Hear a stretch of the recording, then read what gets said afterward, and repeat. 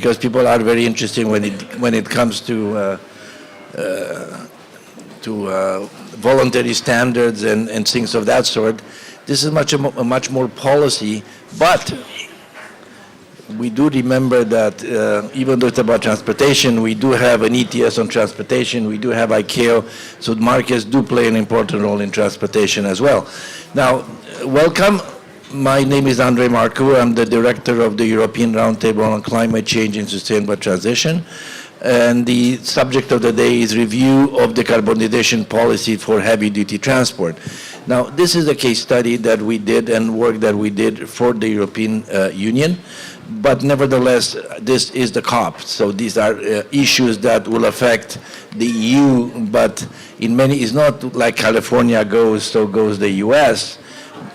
As the EU goes, in many cases, we see that many jurisdictions around the world would look at what the EU does and will try to follow that leadership. Whether the leadership is good sometimes, whether the leadership is less good sometimes, that's a different story, but certainly the EU policy has a great amount of influence on it. So the way we're going to run this today, at least we hope to, is that I'll introduce the panel, very quickly the panel, and we have a couple of people on the telly. And then I'll go to the presentation of the report, because we did produce a report that it makes the object of the discussion today. And then we have a number of very distinguished speakers, and when I mean distinguished, I mean really distinguished. First on my right is Pino Ricci, who is the CEO of Energy Evolution at Eni. Then on my further right is Nicholas Beckelman, who is Vice President of European Affairs at ExxonMobil in Brussels. On my left, Umberto Di Preti, he was the Secretary General of the International Road Union based in Geneva, a fellow Canadian, I would say. And then we're supposed to have on the, oh, there they are, okay. I can see them, I hope they can see us. Silke Conrad for Daimler. Welcome, Silke, and thank you for joining us, and Thomas Fabian from ASEA. I hope you hear us, Thomas. I don't have a screen in front of me, but I know you're behind me, and I'm relieved by that. So what I'll do is I'll start first with the presentation. So you tell me who's managing this. Are you managing the presentation from there? Okay, fine. So we'll move to the slides, and I'll tell you when to change the slides. But first of all, the report kind of dabbles into what are some most specific idiosyncrasies, specificities of the heavy-duty transport. The heavy-duty transport, and I found that driving every time I fly between Venice and Milan, it is a backbone of the European economy. They're everywhere, these people. And they really play a very important role, because they will transport not only people but also goods, and these goods go from one end to the other of Europe all the time and outside European boundaries. It is an industry that is very price sensitive. It is it's a B2B business, is not something that deals with the public. So as a result of that, it is very cost sensitive. There are relatively limited alternatives to heavy-duty transport. We will have a certain amount of alternatives, but one must remember that the economy right now is built on very much on time delivery and flexibility, and there's expectation that continues to exist. So that limits the options that we have. The fact that it operates across a wide area, both urban and rural setting, it is a high energy and high emitting industry. And again, what I said before, it is not necessarily in one country. We do see these lorries that travel from Poland to France, to the dismay of the French sometimes, but they do travel across Europe, and sometime outside of Europe, they will go to Turkey, they will go to further areas. So it's not a simple business that is very local, as many other businesses. I'm in the electricity business, that's where I come from, and as such, electricity, we are used to it of being much more local. Next slide, please. The other issue that we have covered in the report was the limitation of the current approach, the tank-to-wheel approach, It's something that is being now currently used and regulates the tailpipe emissions only. The consequence of that is any emissions that generated or abated during the production of the vehicle or fuels are not unaccounted for, and that is something that is important to remember. Only with a full and well-performed LCA approach, upstream production emissions are considered. And the last point is that the potential of future internal combustion vehicles to reduce CO2 emissions through renewable fuels is entirely missed. And again, you will hear us today speaking about the current trajectory that the EU is taking. And it is not meant to say that we will not end up in a certain point, but from here to there, I think that the whole point of this report, the whole point of the exercise, is that there are multiple pathways, and some pathways are in the short term probably more feasible and less disruptive, and certainly in the long term there may be other solutions, but in the short term we do have a name, a complicated name, the European Roundtable on Climate Change and Sustainable Transition, not because I wanted the long name, but because many years ago, before this was in fashion, we were preoccupied with the sustainability of the transition.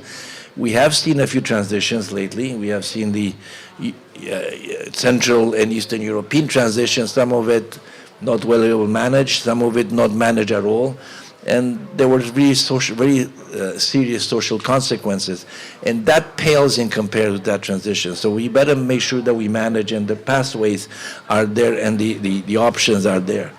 Now, next one is the next slide. I see you already changed. The resilience of the proposed pathways, wholesale shift towards zero emission vehicles. Now, there are changes in the paradigm to external supply with China as main producer of battery materials. We have to recognize the fact that this is reality, that China is one of the main producers of battery materials, and the fact that we have been very dependent on Russian gas, with consequence as a result of the war in Ukraine. That led to a mini crisis, or a crisis, if you want. It hasn't been as bad as as we wanted, and I think E&I has done very well out of it in terms of managing the situation, but nevertheless it created problems. And sole sourcing in business or in life is probably not a good idea. Yeah, there are this potential risk of supply restrictions, and the fact that if we are really shifting only towards zero-emission vehicles, the volumes required may put the target at risk.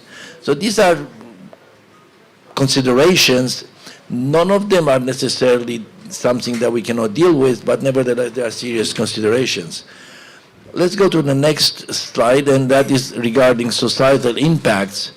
The fact that consumers will inevitably face an increase in product cost, that is something that is given the cost implied in moving to a new model, a new type of transportation, is something that it must be expected, and people have to be honest that this is what's going to happen.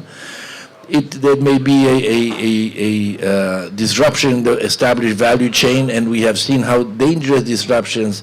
We've seen that when the Soviet Union fell apart, disruption in value chains led to a catastrophe, and I don't think the EU would like to see a disruption in value chain in something, in some cases, some very fundamental thing like food transportation is not something that we want to play with. And the fact that we have been leading towards renewable energy, and the power industry, which unfortunately could not join us. We had invited NL, but they couldn't join us today. There is competition for that. There's enormous amount of electricity in the steel sectors, and much of electricity renewables, and in the aluminum sectors. A lot of sectors are electrifying. Heating is electrifying, but this has to come from somewhere, and that is leading also to scarcity. Next, please. So that leads us to identifying a number of gaps. And again, the fact that our gaps need to be identified, not for the purpose of saying, no, we don't want to do this, and we need We know, and I think everybody around this room knows that they need to decarbonize. I don't think that's the debate that we're having here. The question is, what is the pathway, and and how we do it. So, in terms of enabling condition as main gap, the charging infrastructure for deployment of zero-emission vehicles, I think that the dynamic of that and the distribution of that, which I think Umberto will probably be able to speak much better than me, but that is a very different kettle of fish than what we have right now with people stopping at gas stations. So that will lead to an incredible reorganization, if you want, of how you charge overnight, how fast you charge, how often you charge, how you charge outside EU boundaries. I mean, these are not, for the faint of heart, that they are serious issues. The challenges of updating the electricity grid, well, let me tell you this. I'm an electrician, so I don't understand anything about heavy-duty vehicles, but I understand about electricity. And all I can tell you that I wanted to increase my, I have a little house in Italy, and I wanted to increase from 3 to 6 kilowatts. And Enel charged me an enormous amount of money, and they told me I had to wait for 6 months.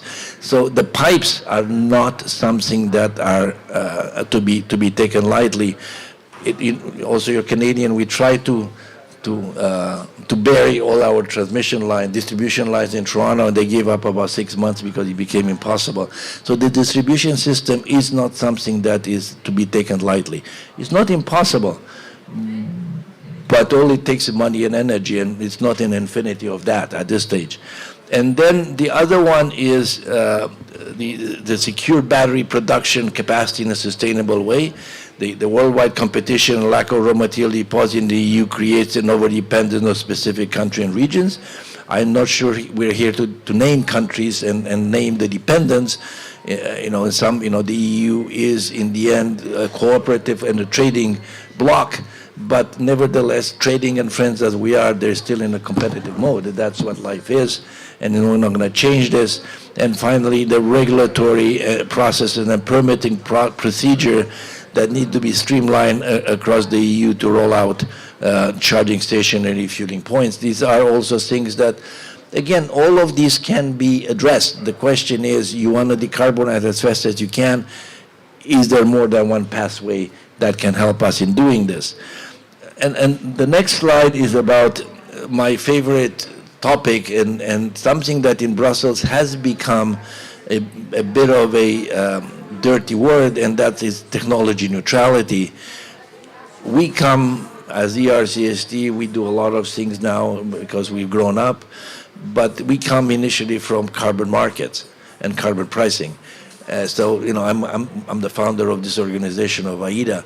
So if you believe in carbon pricing as a method of allocating assets, then you got to be technology neutral, or at least in principle. That is the benefit of this approach. In Brussels right now, technology neutrality kind of went through a valley. Now it's coming a little bit back up. Heard Commissioner Simpson talk about technology neutrality, so if she says that, I can say that.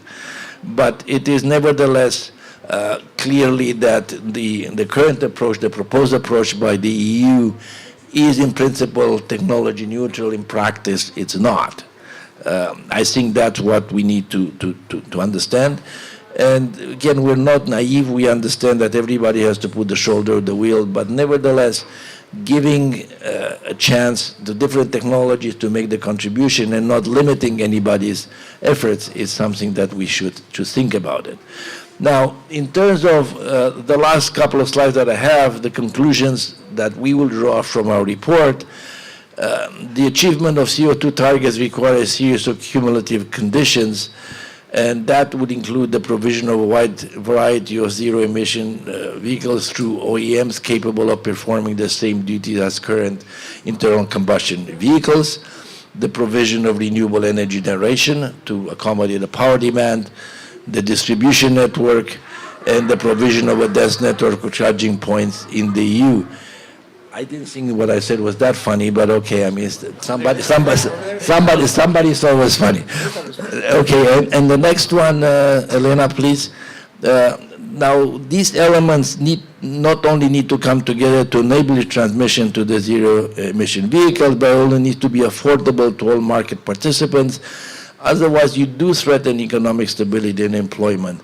Now, this is the backbone of European industry or the European economy.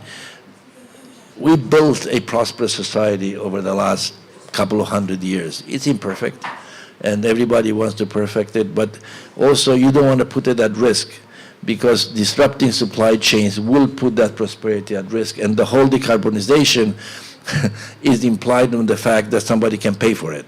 And unless we are a prosperous society, it's going to become increasingly difficult. We see what is happening in many developing countries. I'm here in many ways representing a developing countries, and they need resources. We do have the resources. Let's make sure that we continue to have those resources. The technological openness and complementary pathway to decarbonization are necessary to maximize the benefits of all technologies, and I think the other speakers will refer in a more direct way to those. And the fact that you are looking at multiple pathways will offer a more security. It's not by chance that almost in everything you hedge, and you don't have a sole source of electric power. You know, in the normal days, you'd have your nukes, you'd have a coal, you'd have your gas, you'll have a hydro, and one went on problems. You can always alternate. You can come with something else.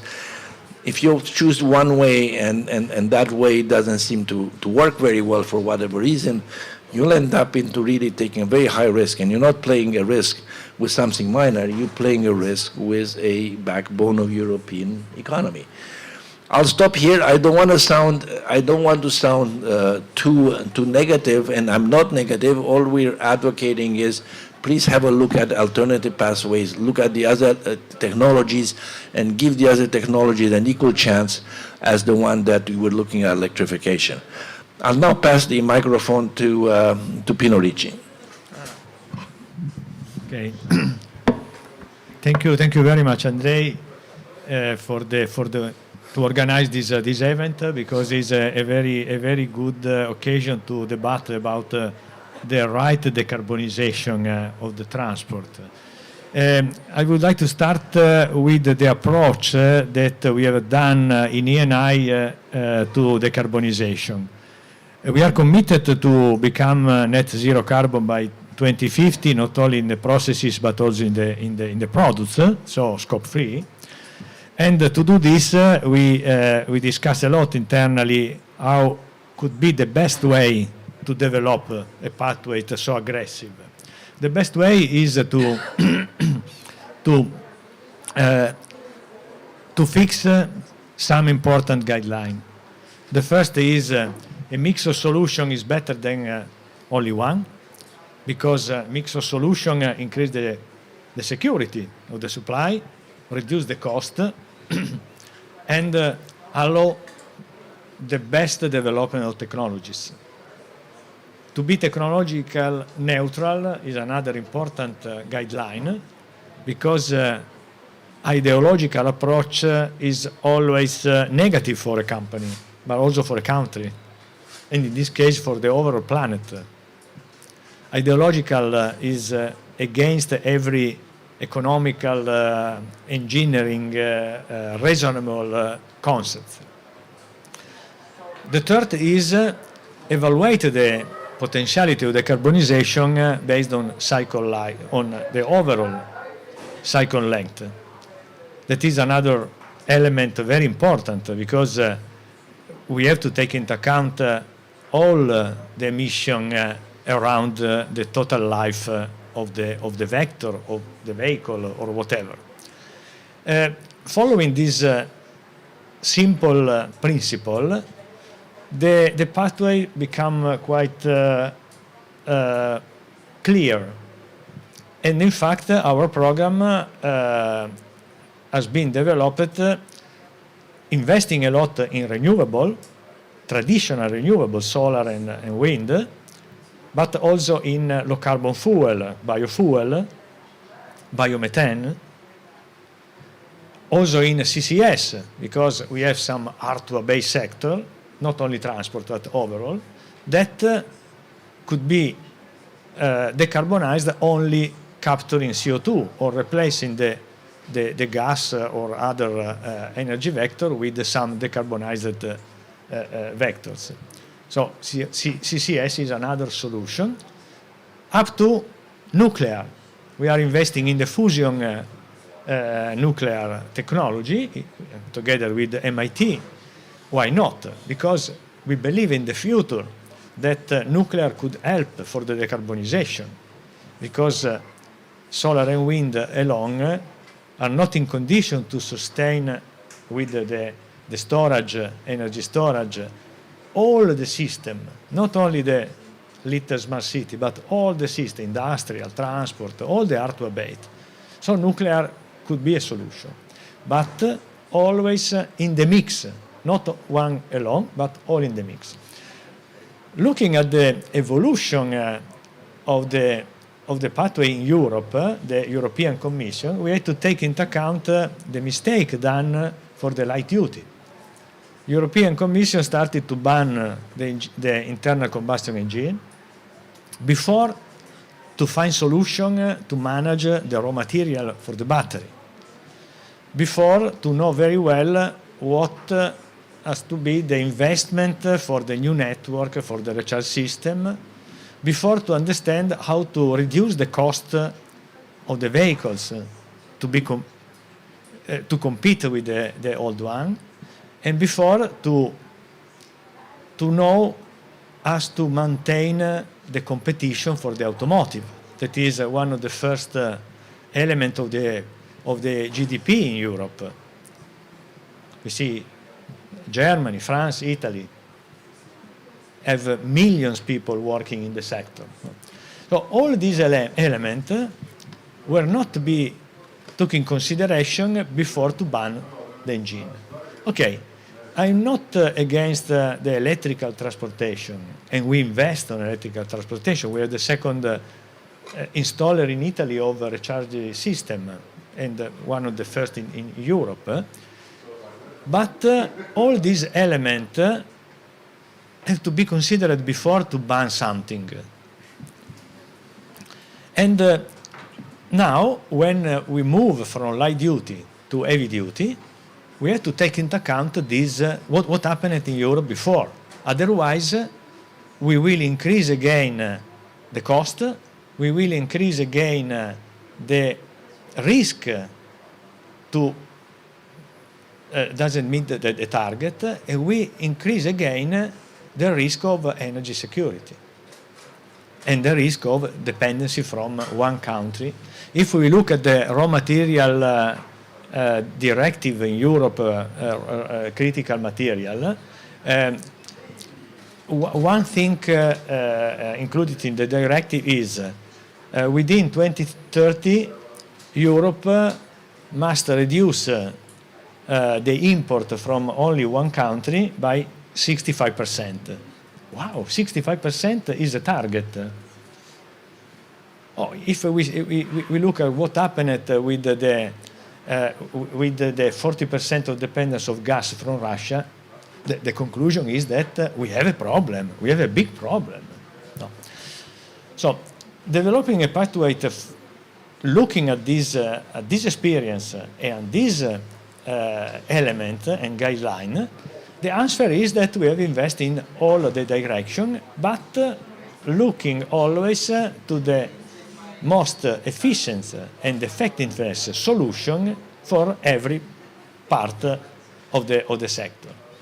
When we look about heavy duty, where we know that we have to move a 30 tons vehicle on the road, of course, electrical solution have to need more development, because today I could not allow a 5, 6, 7 tons of battery on a truck, taking out 1/3 of the load, no, of the weight. At the same time, I could not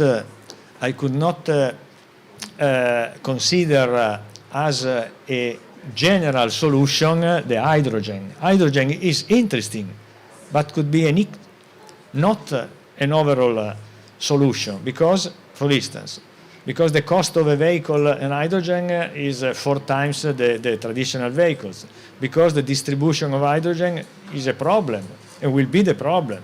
It's the same for marine transportation, for the air transportation, aviation. We have to take into account not only the engine, but all the logistic, all the supply chain. We have to install a lot of storage of hydrogen on the road. It's not, I'm producer service station by hydrogen. And my company is produce and consume 50% of hydrogen moving in Italy. I know very well what are the problems. No? So if we have to build 10 hydrogen stations, no problem. If I have to build 10,000 in a country, hydrogen station is different, it's completely different. So hydrogen, one solution. Bio LNG, one solution.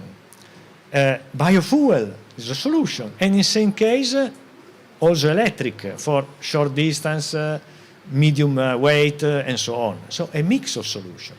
About the biofuel, we have a proper technology. We have developed the technology to produce million tons of HVO, hydrogenated vegetable oil, and we have seen that the main issue is the feedstock availability.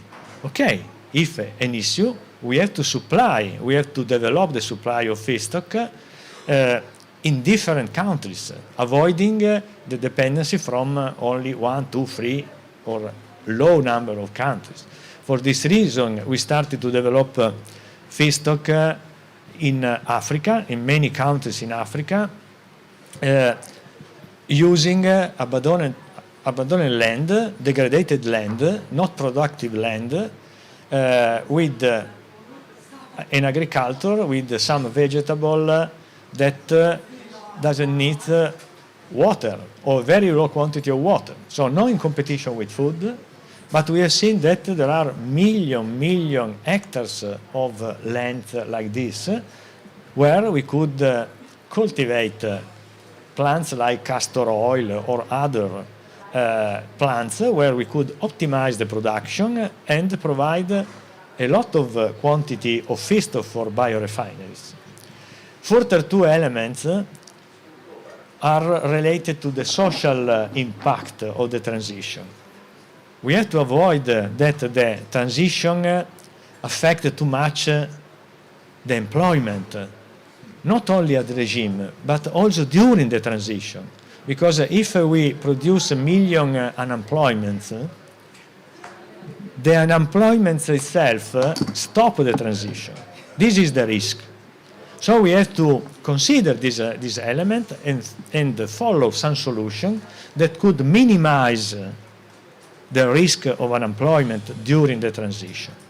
The transformation of a traditional refinery in a biorefinery is a solution that maintains employment and skills and infrastructures too. The build of a new agriculture in not productive land for energy in some African countries or Asian countries or American countries help to improve an economy that could replace the traditional energy economy, the fossil fuel. For instance, if we talk about the refining system, every time we transform a 1,000 barrel of traditional refinery in 10,000 barrel biorefinery, automatically we remove 900,000 barrels of traditional refining capacity. It's a fantastic occasion to rebalance demand and offer in a sector that is declining, the traditional refining, introducing new vector that not cover the same quantity of before, but contributes to the decarbonization. And also the degree of decarbonization of the biofuel reach today 90% of GHG reduction. And with the new improvement in the agriculture, the recycle of the biomass wastes and so on, we could also arrive at up than 100% with the biochar, with the carbon sequestration and so on. So this is a technology in evolution that could help a lot the decarbonization, mainly of the sectors that we call hard to abate. Heavy duty is an hard to abate sector. And what we know that in any case, I take an example of Italy. In Italy is a strange country, Italy. The 80% of goods are moved on the road. Only 3-4% by railway. In the plan of the government in Italy, in the plan, there is the improvement of the railway system and the railway movement, doubling the quantity from 3-4 to 6-8. Doesn't change. The 80% remain on the road. So we have to decarbonize the road.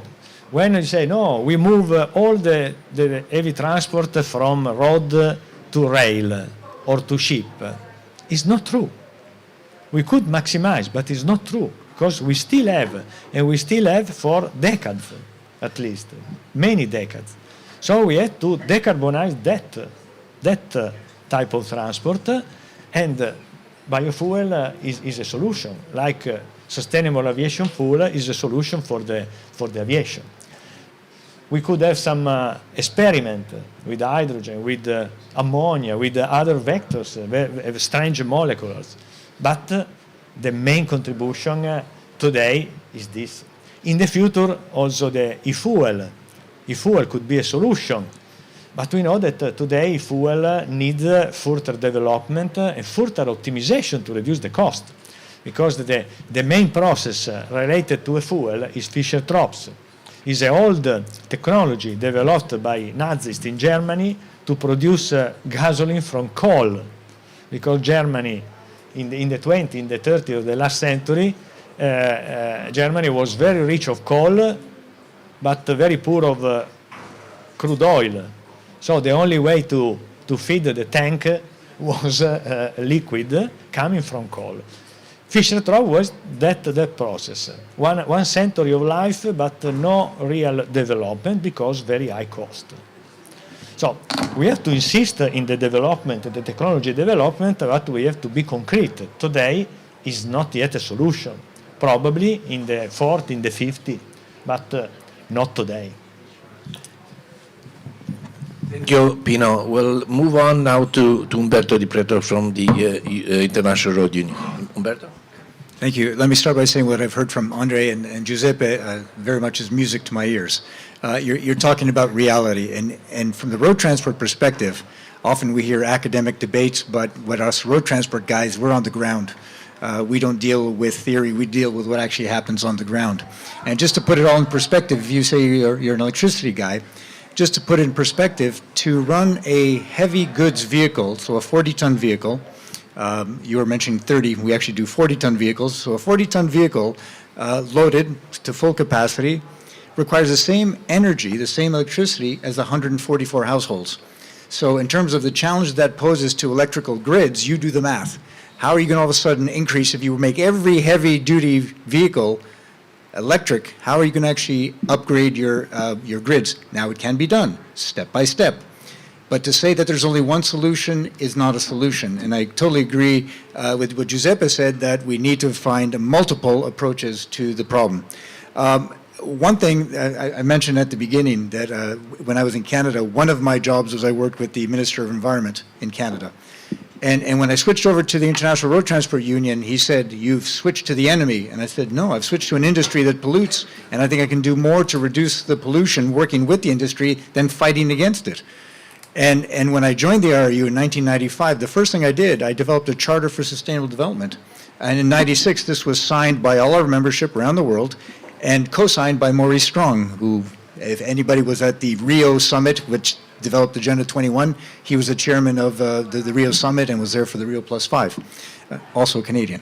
But when I look at what was being said, and much of the debate that goes on, and in particular in the European Union, and elsewhere, and even with some of the constructors, is that we have a net zero vehicle. Well, it depends. If you have to look at it, if you look at tank to wheel, yes, you might have a net zero vehicle, but the only way, and if our real intent, the genuine intent, is to reduce CO2 emissions, you must do a wheel-to-well analysis. Otherwise, you're fooling yourselves. I can have a zero-emission vehicle that I bring to Mongolia, where I just was, okay, theoretically zero emission, but I'm using 98% of coal for my electrical production. 98% is done by coal. So what have you achieved? You're still spewing out CO2, yet I have a zero-emission vehicle. At the tailpipe means nothing. So unless we look at it genuinely from well to wheel, we're absolutely fooling ourselves. Technology neutrality, we must. You can't pick one over another. You can't say this is the winner. Although as much as our profession, again, being simplistic, we'd love to say this is the future, I'd love to be able to invest in that, we can't. Plus, as a transport operator, I have all different clients. Some clients that will need a van that I can go electric, and some will need a 40-ton truck. And by the way, some will need dangerous goods moved. So I'm going to use a battery for moving dangerous goods. So my battery, if it catches fire because my flammable goods are highly flammable, and then I have a battery that will burn for 3 days, no, it's just not realistic. There'll be a number of scenarios that we have to consider. Again, utopia would be this is what you need to invest in. But you can't invest in any one thing because there's no certitude on any. We need to pursue absolutely every option. Most importantly, and this is my frustration in all of these debates, we talk about 2050, and the RU and its membership have come up with what's called the Green Compact, but between now and 2050, we will become carbon neutral. But it's not that in 2050 we push a magic button and we're carbon neutral. It has to start today. And we have to do everything within our possibility to start that carbon reduction today, starting with something very simple, training our drivers. By properly trained drivers, you can reduce your carbon emissions by 15%, and then keep retraining them to make certain that they keep that level of minus 15%. We can also have, in Europe, this is a popular thing in terms of saying, not in terms of actual usage, eco trucks.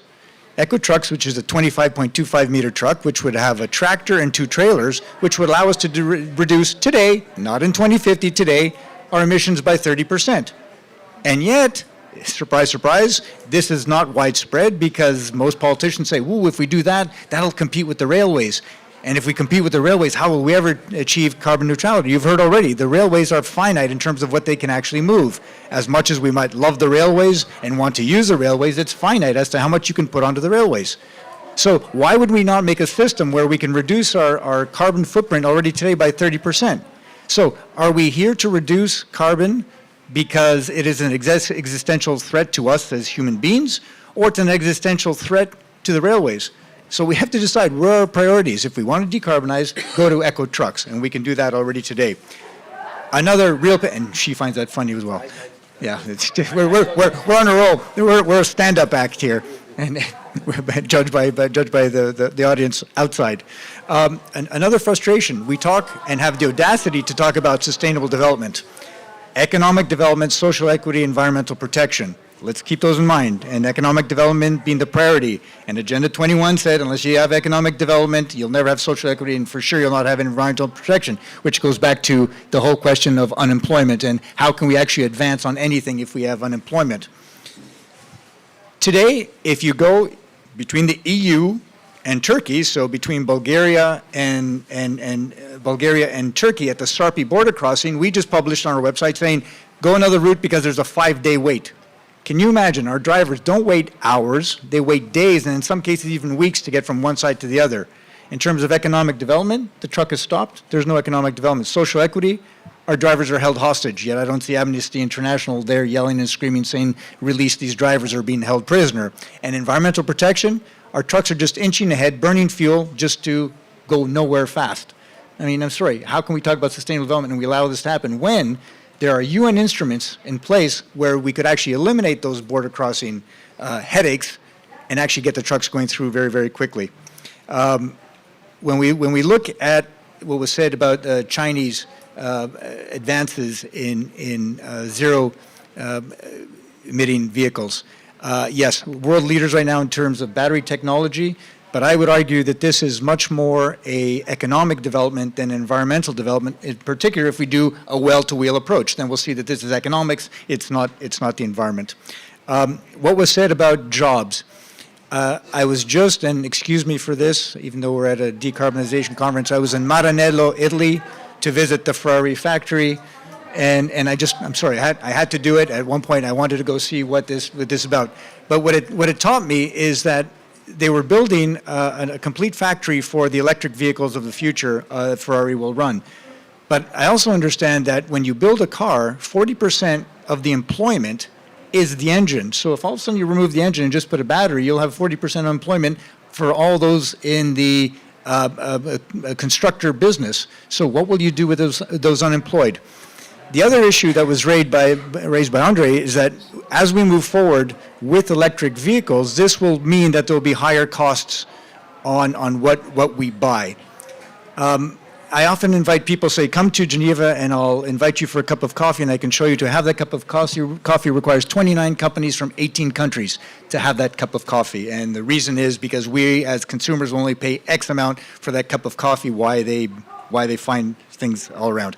If you want to look at what goes into building a vehicle, I can tell you in Göteborg, Sweden, where they build Volvo cars, it's 10,000 suppliers from around the world. In Wuhan, China, I learned it's 30,000 suppliers from around the world to build a car. Okay? What does that mean? It means that road transport is part of the production process. So the more we increase the cost of road transport, and by the way, in Europe, road transport is the most expensive in the world right now. So if you keep increasing the cost of road transport, you're increasing your production costs, meaning you'll have higher unemployment lives. You have to keep in mind always the economic development part, and if you don't have that competition, you will not sell your goods. Other people will say, I care less about the environment, I care less about CO2 emissions, I want my people to be employed, and they will do whatever it takes for them to be more competitive. We have to keep this reality in mind. And so when we do decarbonize, we have to see what are solutions that we can implement now, around the world, everywhere, so it goes from win to win to win. I think that's fundamental. I'll stop there. Thank you. Thank you very much, Umberto. Very persuasive, very passionate. Silka, can you hear me? Yes, I can. Okay, you're next to bat, as they say. Can you hear me? Yes. Yes, we can hear you well. Okay, very well. Well, thank you for obviously this opportunity to speak today. I think this is a very timely, important discussion we're having, and I can hear all this very emotional and passionate contribution from the other participants. I just want to give you, the side of an OEM, Daimler Truck. So I work for Daimler Truck. I'm based here in Brussels. So I will have a little bit of the Brussels glasses on and the view of also from Europe. We are one of the leading OEM when it comes to truck and bus makers, and we have expressed ourselves and we are really fully committed to the Paris Climate Agreement. I think this is a very important message, and we really want to have an active role in shaping the future for CO2 neutral road freight transport. When I hear also the other participants, it's a very passionate call for fuels. We understand this, we hear it, but I think we have to be realistic. If you want to tackle climate change, if you want to become climate neutral, as in Europe we want to be it in 2050, we have to act now. So we have to act now, we have to put the right legal framework now in place to also help our industry to get this transformation done. I'm not saying that this is going to be a ride in the park. It is obviously going to be, there are many challenges, you addressed many of them. We need the infrastructure, you also said about the raw materials. Yes, there are many challenges we have to do, but on the other side, we have to see this also as an opportunity to remain leader in the industrial transformation. And I think this is also an important message towards, at least in Europe, that we have to set the right legal framework to make this happen. I hear that there has to be technology neutrality. We believe that with the battery, and we also offer hydrogen or fuel cell, we can offer our customers the best flexibility as well. And when it comes to the fuels, I think the debate is very much focusing on some legislation to include fuels in the sort of CO2 reduction pathway from trucks. We believe that renewable fuels, they can play a role. Yes, I think there is, overall understanding that they will have some kind of role to play in the existing fleet. Nevertheless, I think there has to be a real separation when it comes to responsibilities. We shouldn't mix up the responsibility. And I think in Europe, at least, we have a very clear framework who addresses all these different aspects. We as a truck maker, we can control, it is already complicated as it is, but we can control the vehicle. We can reduce the emissions of the vehicle, and that is also what we want to do. When it comes to fuels, we don't have much control over it. So I think we have so many legislation in Europe available to legislate those fuels and let it stay in there. That's also the discussion we also hear on the well-to-wheel approach. Yes, of course, there is maybe a discussion to be held on this. Again, it's about the responsibility. Who cares which responsibility? The way it is designed now with the CO2 regulation we have in place in Europe, at least, we are the ones who have to carry the penalties. So it is really, we would like to really separate the responsibilities there. There was another point that was made on employment. I think it's a very important point, but I think if we want to keep the employment in Europe, we have to move now to educate our workers, to have actually those workforce in place for the transformation towards climate neutrality. It's again about the leadership in the technologies and zero emission technologies. And I think it is now today no longer the discussion about if we're going to move towards climate neutrality, but how we can do this. So now it's just time to invest into the infrastructure, to invest into the raw materials that are needed for this transformation, to invest into the workforce. So I mean, I don't want to make it too long because I would rather have also discussion for later on. But I really would like to call. I mean, we have a very clear strategy. It's climate neutrality, and we want to be part of the solution and not part of the problem. And let's act now, because it's now the time we have to make the investments, have the political signal going towards climate neutrality, and not stick, because I can still hear some calling still remaining on the old technology. I think we now really have to move forward and look at the future, and not trying to stick to what it has been in the past, but now is really the momentum to tackle this the best way, and also support our industry in this transformation, rather than trying to diverse this whole discussion into other alternatives that might delay the whole transformation. I leave it to this for the moment, because I would rather have also discussions maybe, and some questions from the audience, if that is later on. Okay, Silke, thank you. I mean, we are roundtable and we encourage debate, obviously, so we're happy to see different views, and that's why we invited you. We'll now go to Thomas Fabian for the European Automobile Manufacturer Association, ASEA. So, Thomas, can you hear me? Thanks very much. Yes, I can. Thanks a lot. Thank you, Andre, for the invitation and the opportunity here. I think I can echo and subscribe to a lot of what has been said here. I mean, technology, just to a couple of points. Technology neutrality obviously is a key principle everyone supports, and we don't want policymakers to pick the winners, but we also at the same time must be clear of the potentials of the different technologies. And I would argue that if we look at the CO2 regulation, for example, for heavy duty manufacturers, it is a lot more technology neutral than the regulation that was proposed for light duty vehicles. So there's a lot of flexibility in there as well. It may not be perfect, but there are elements there. And I would also subscribe to one thing that was said before. I think it is very clear that heavy-duty vehicles play a crucial role for the functioning of our societies and economies.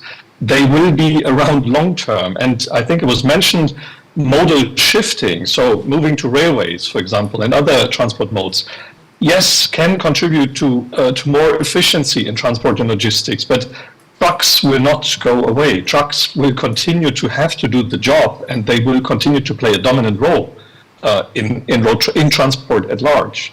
And without decarbonizing road transport, we as society will not be successful in meeting our climate goals.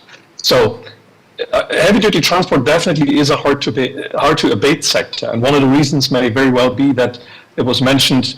Our customers, transport operators, are not. I mean, they may be very passionate about the job, the business, but they're also very cool-headed when it comes to making this a business, a successful business.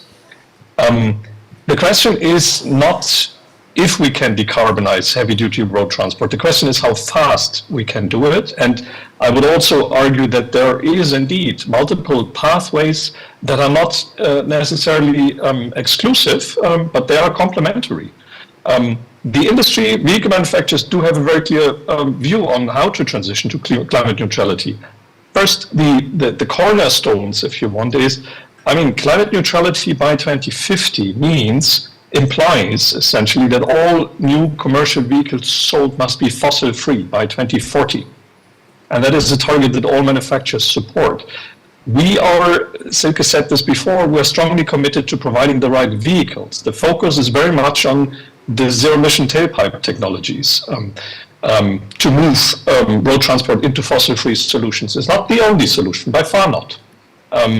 The CO2 targets that are currently in place in many regions in Europe, but also in the US and other regions, they have already triggered massive investments of manufacturers in zero-emission technologies. The technology is available. All manufacturers have started the production of zero-emission vehicles, and production ramps up with as demand increases. So vehicles are not the bottleneck here, but it is also clear, and that was the concern that some of you expressed on the panel.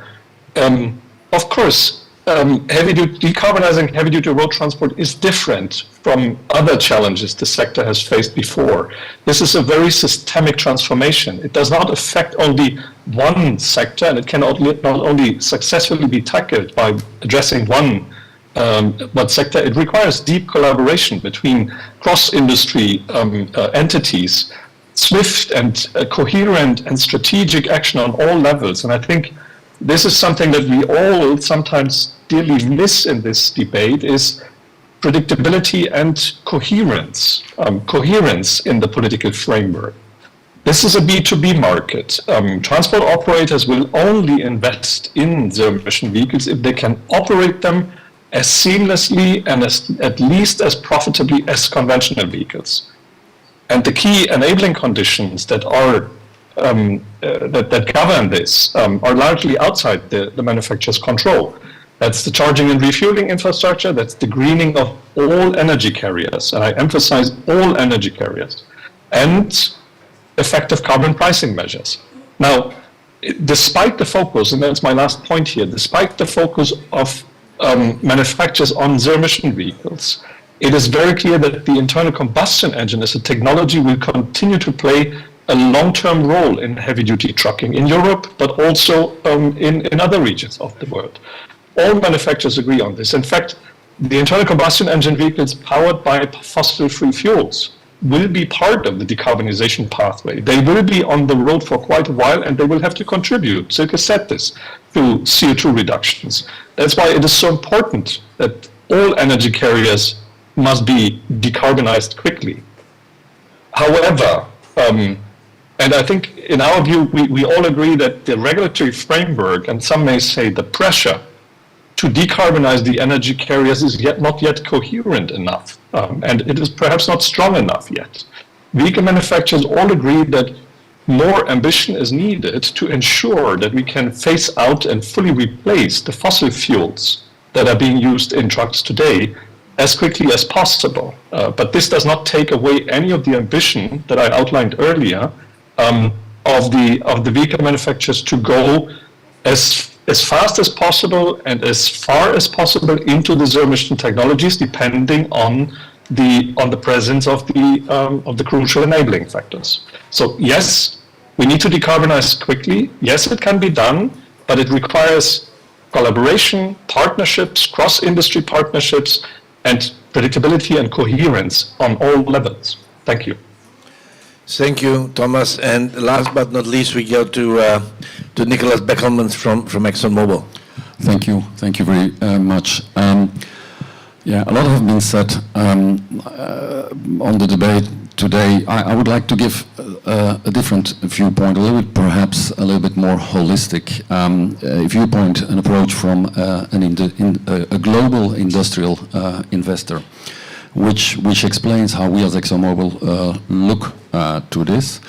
And the starting point is the energy transition, where it is about lowering emissions and keeping energy affordable. Exactly the same on decarbonization of transport. We need to decarbonize transport and making sure that we keep moving goods and people in an affordable way. So as ENI, as Daimler, we want to be part of the solution in decarbonization of transport. We do want to contribute. We have established some years ago low carbon solutions, where we announced that we will invest 17 billion in the years to come, especially in sectors who are hard to decarbonize, such as heavy duty.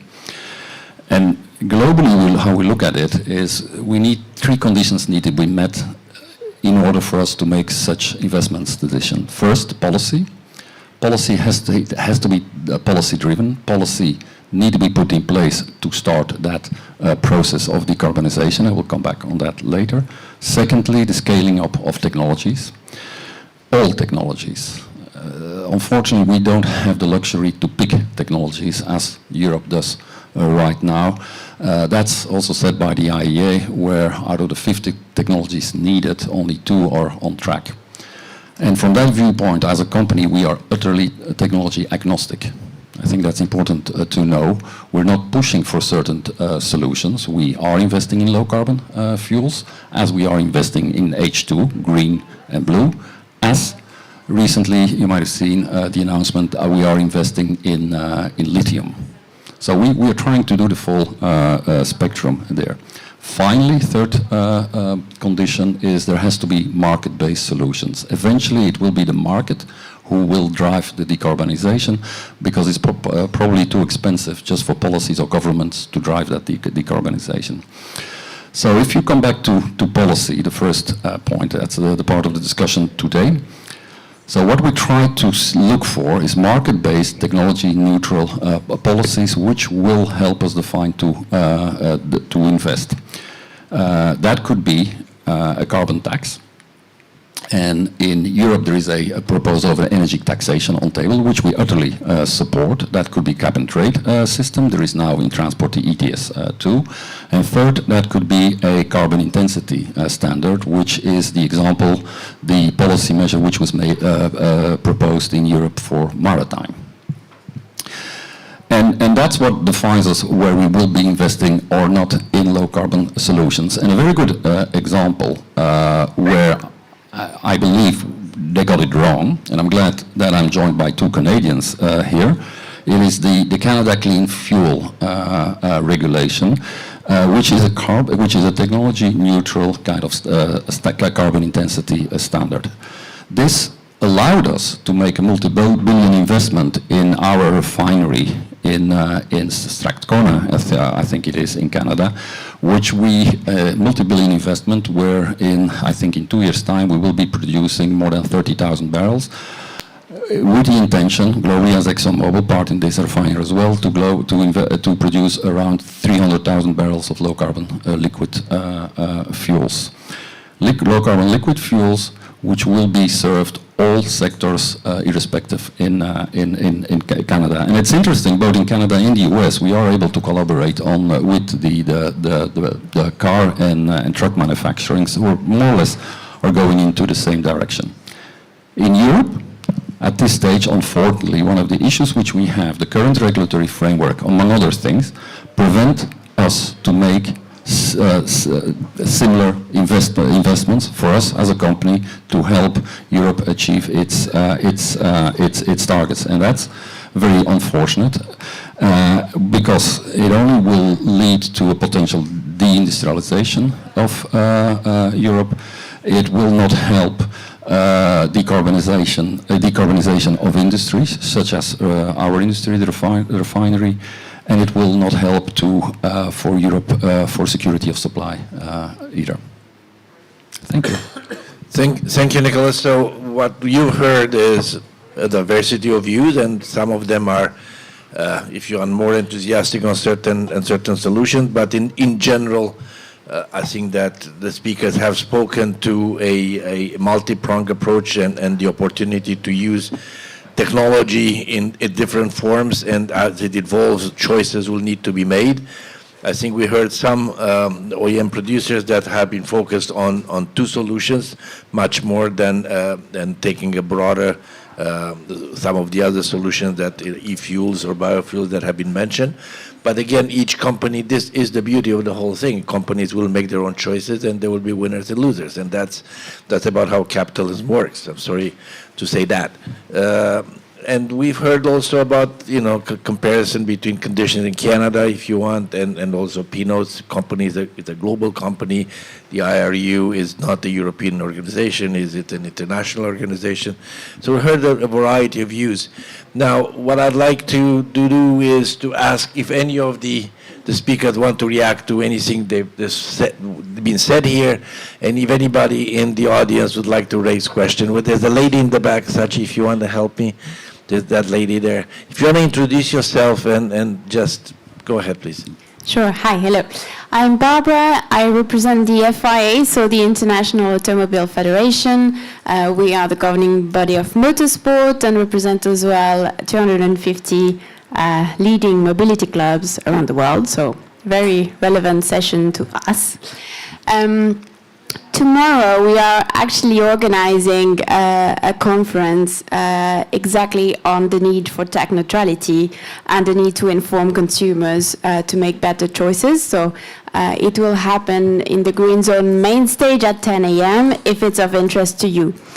My question is, why is there not more collaboration between all your organizations and organizations such as the FIA and such as Motorsport? Because it does provide this framework to push for technologies. It provides a framework for OEMs to explore hydrogen, to explore sustainable fuels. And don't you think there is something to be done there? And second question, what do you do when it comes to consumers to give them, the right information where they can understand that, electric vehicles are not exactly zero-emission vehicles, as you mentioned, and that they might need to keep their old car for another extra years, and it might be the most sustainable choice to do, actually.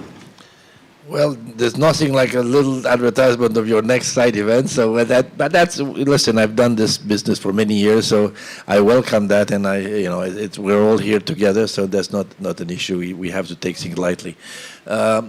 Anyone want?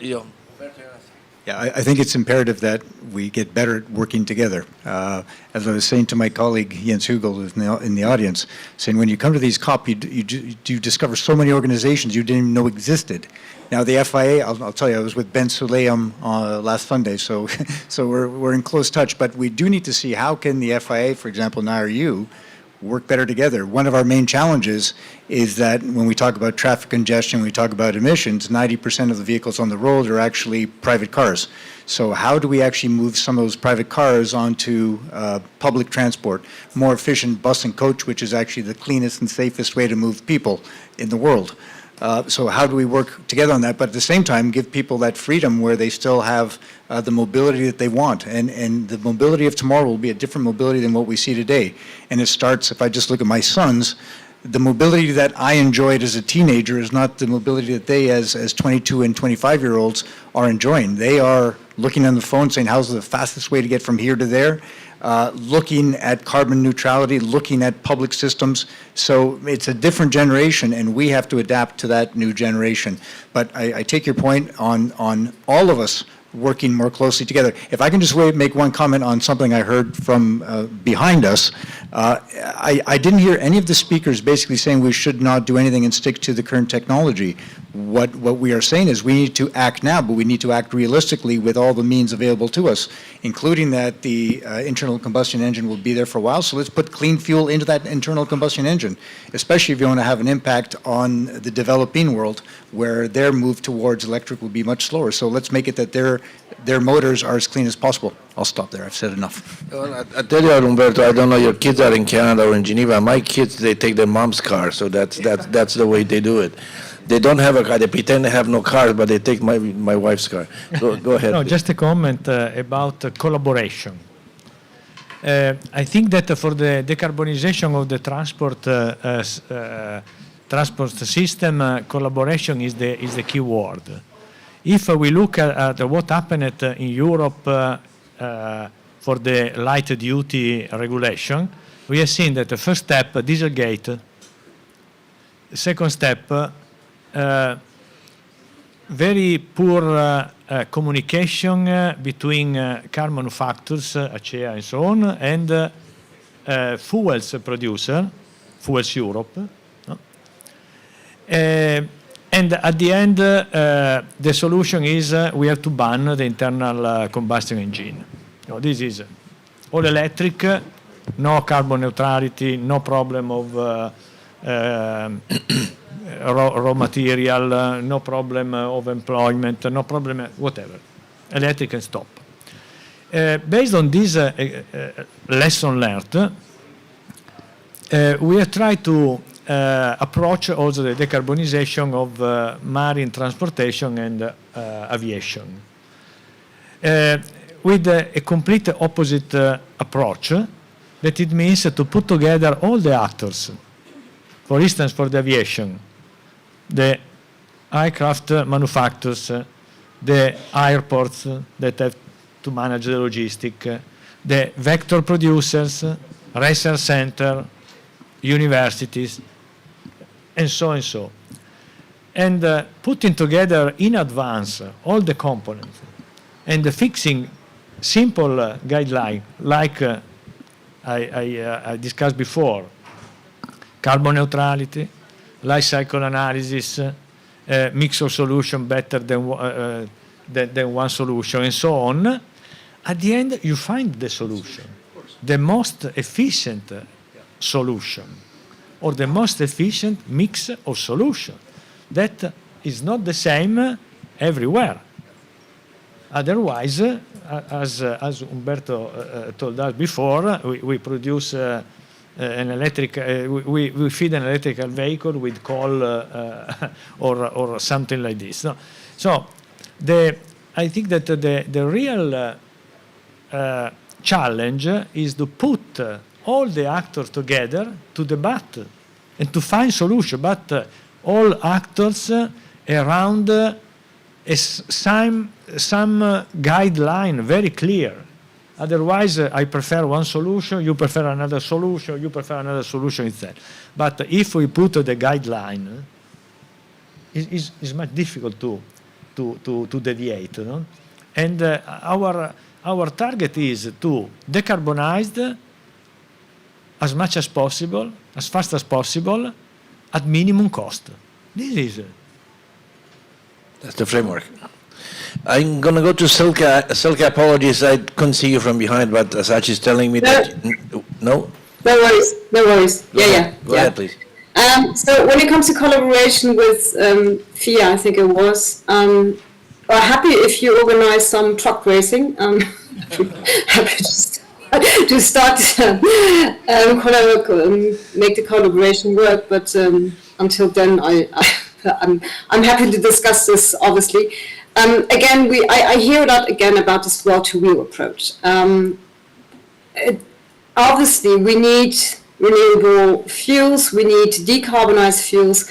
Yes, the whole question here is where do we put the responsibility? Who carries the responsibility?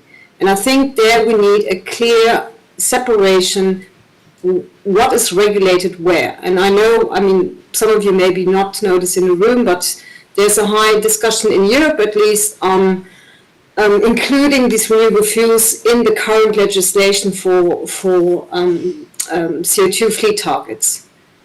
We don't believe it's their role in there. Why? Because we cannot, it is already, I mean, you all mentioned the transformation is going to be complicated. We need infrastructure, we need raw materials, we need workforce. Yes, we have to work for this.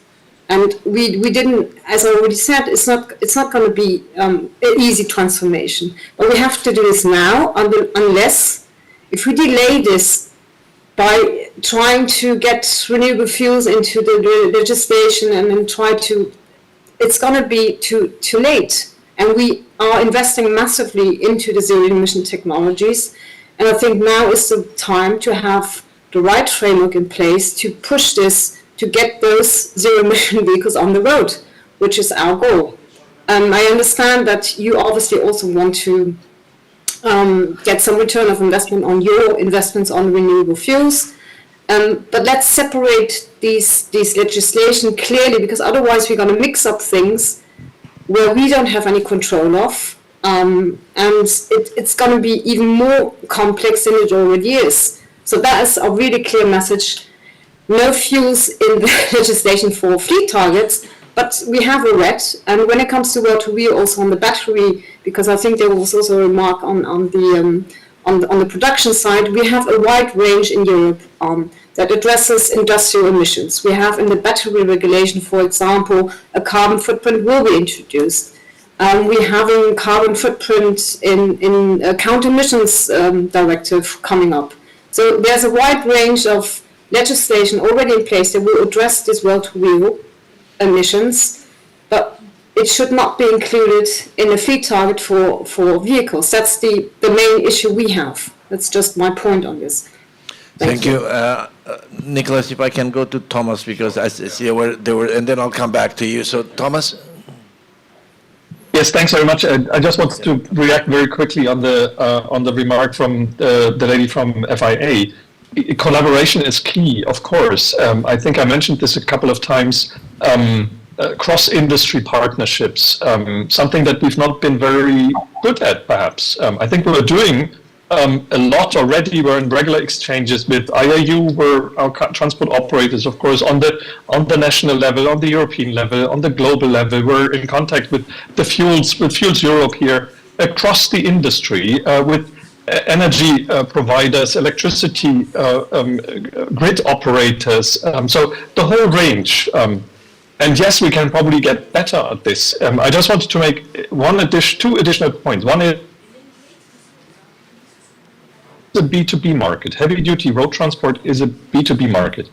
In other words, it has to make sense economically. If it makes sense economically, if it's economically viable to shift technologies, it will happen overnight, because everybody who doesn't shift by then will lose out.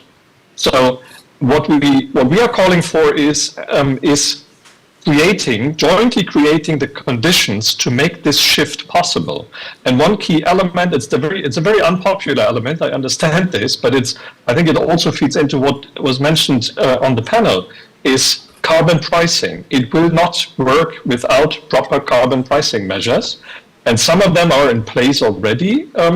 It works. It's starting to work. We're far from where we need to get, but this is a crucial element, and this will help us jointly shift and transition this industry. Because indeed, it is not happening by focusing on one actor alone, or not focusing on multiple actors alone. It needs to the binding element needs to be the carbon pricing measures. Thank you. 2 points. One on collaboration, and the second point on time is of the essence. Collaboration is key, and I've seen in Canada, I've seen as an example how it worked pretty well. The difficulty we have is how can you collaborate on trying to find solutions when it is the politics who is defining the one solution. Then collaboration is difficult. If the solution is set by politics, where is the collaboration about? There I come back to my point. is that we don't have the option to exclude technologies, and the choice of technologies where we will need to collaborate will need to be defined by the market, because it will be the market who will provide us with the most cost-effective solutions. And that's exactly what's ongoing right now in the maritime. You know, the maritime, you see all these solutions, short hull will be electrification, longer hull ammonia, could be LNG, whatever. All these solutions are being discussed because you have a market-based driven policy setting. Secondly, time is of the essence. Yes, of course. Hence, I don't understand why you exclude a technology who can decarbonize the fleet now. There's a gentleman here, Sachi, if you'd want to bring the microphone. Thank you very much. Good morning, gentlemen. Good morning, everybody. My name is Maciej Anczak. I represent STX Commodities. We specialize in providing market access to players that are complying with different environmental policies and decarbonization goals in different systems. I would like to refer to to a couple of things said by Thomas Fabian and by Giuseppe Ricci. Thomas, you mentioned about the regulatory pressure, and Giuseppe, you mentioned about the battle of all actors together under a certain guideline. To me, those two things together are basically defining a market and regulation. And markets have one beautiful feature. They tend to regulate themselves and optimize themselves because all of the actors are tending to be the most efficient and the best in the room.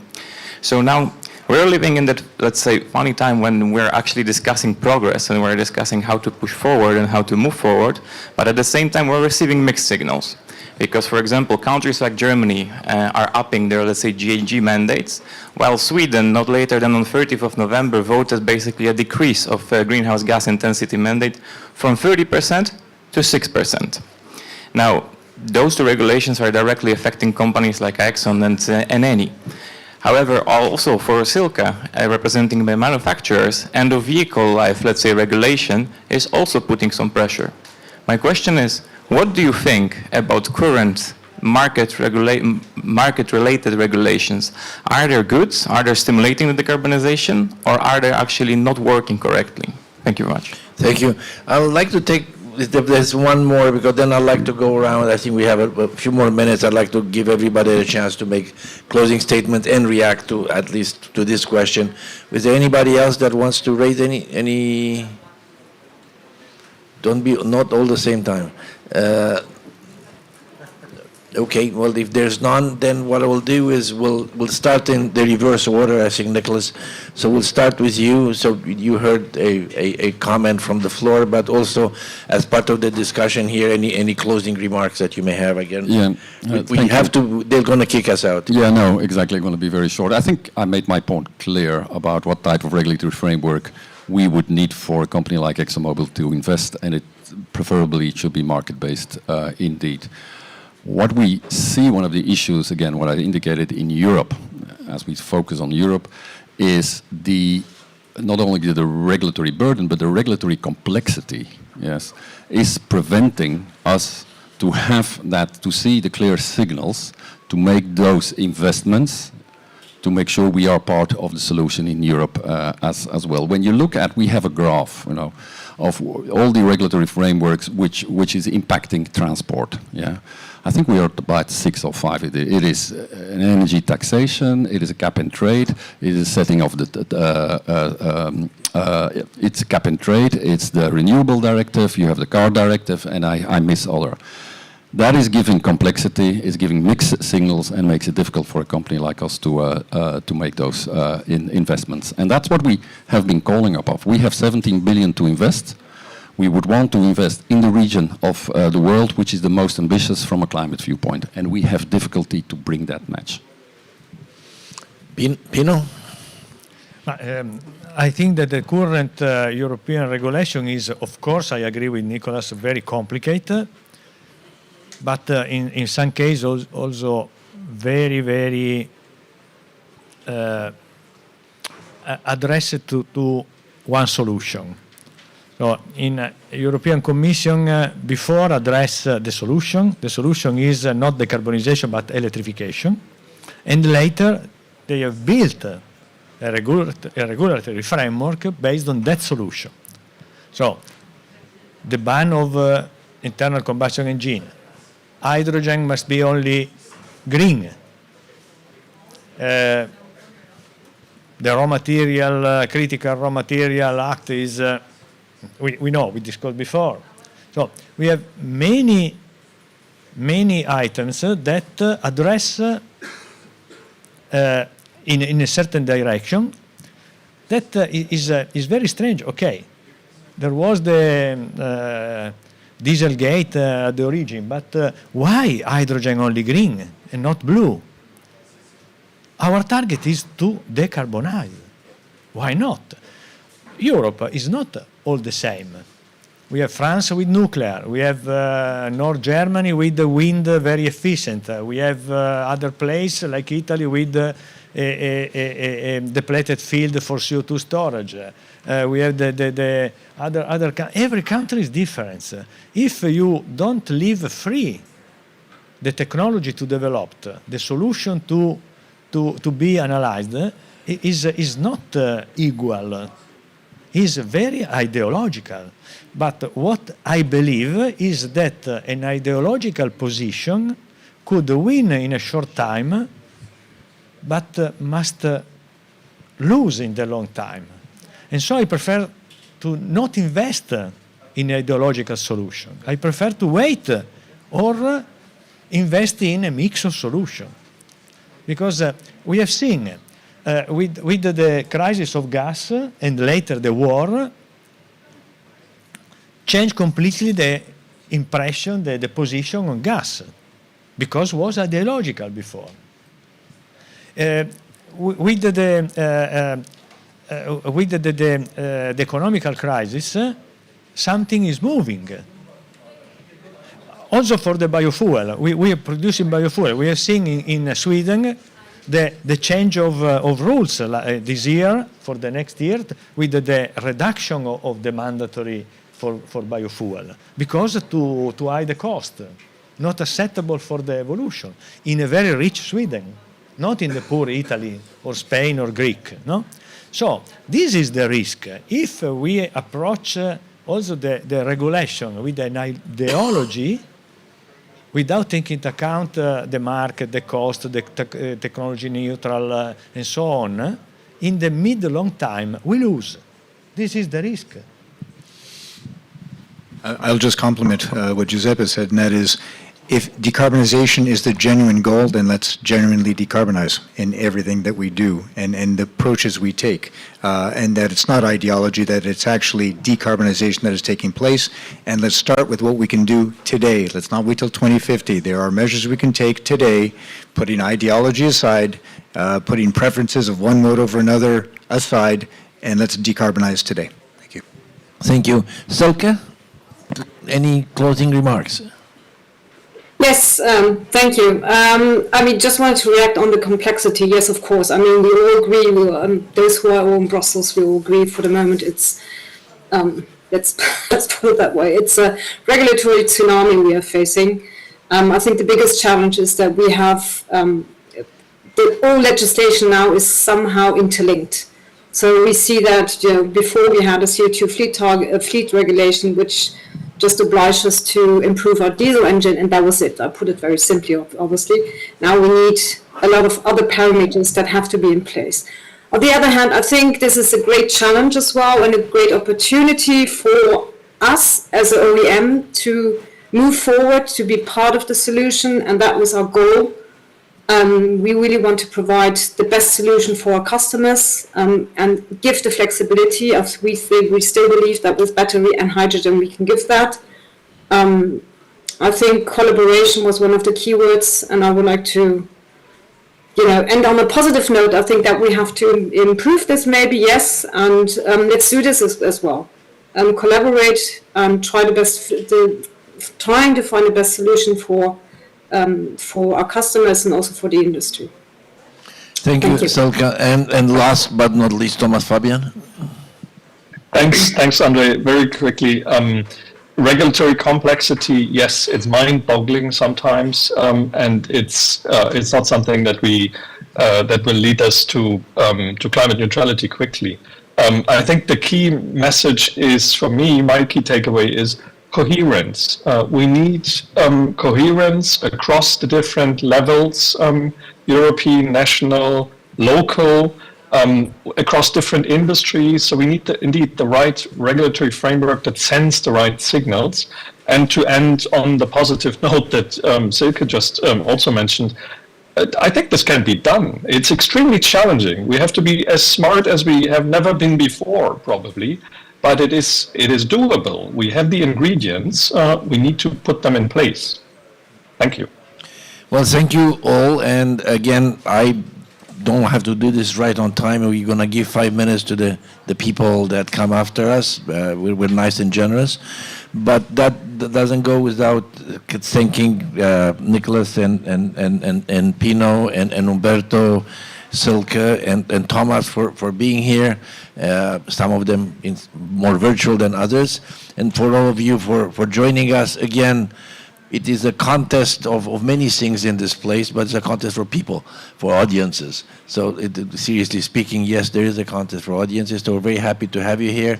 I hope that you listened to something that was an interesting debate, certainly, in my own opinion, a discussion, a debate among people who actually really know what they're talking about, and they are quite at a level of seniority that they understand what they're talking about, and they have to speak with authority. So I do hope that you will go and kind of reflect on this, and also talk to your colleagues and take it from there. As a think tank, we are here to if you want to establish a debate. We make no secret the fact that we want a sustainable transition. We make no secret that we believe that in order to have a prosperous world and a prosperous Europe, you need an industrial society. We make no secret about that. But obviously, we also understand that we are now on a irreversible road towards decarbonization. And I think all the actors in this, on this table and on the telly have quite committed to this. And for this, we need to all give them applauses and thank them for being here.